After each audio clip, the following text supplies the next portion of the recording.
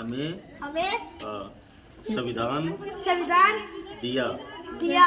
ये उन्हीं की देन है ये उन्हीं की देन है कि आज हम स्वच्छंद वातावरण में विचरण कर रहे हैं। उन्होंने अंग्रेजों के कायदे कानूनों को दूर किया और भारत को एक विशाल संविधान की सौगात दी।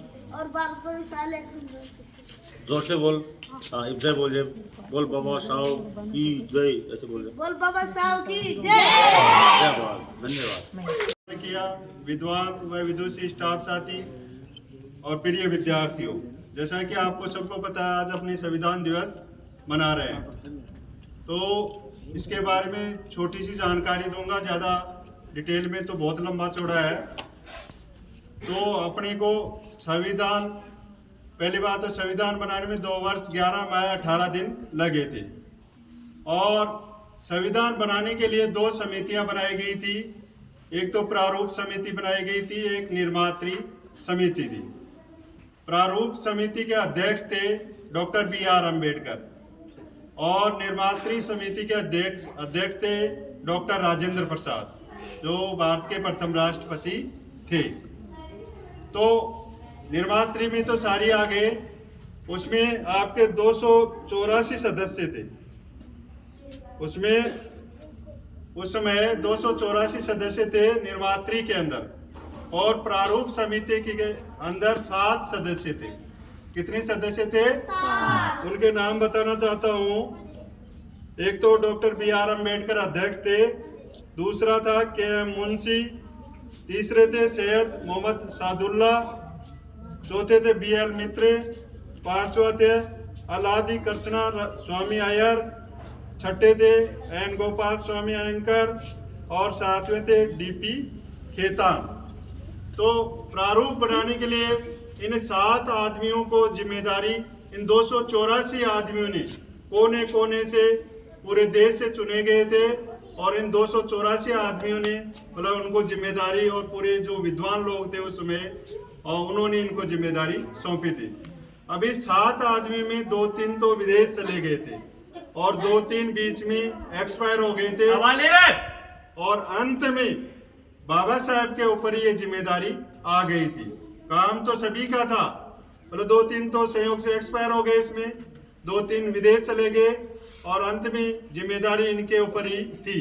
और ये विद्वान आदमी थे और विद्वत्ता के कारण और विभिन्न वर्गों का मतलब इनको अध्ययन किया हुआ था और सबको समता, स्वतंत्रता, बंधुता, न्याय, ये सिद्धांत, सबको न्याय मिले, सबको बराबरी का हक मिले और सब बंधुता भाईचारे से रहे। आप पढ़ते हो ना?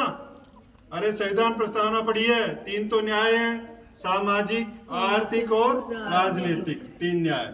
समाज में सब बराबर रहे, कोई ऊंच नीच नहीं रहे, आर्थिक में किसका शोषण नहीं हो और राजनीतिक में सबको बराबरी का मतलब नेता बनने का अधिकार है।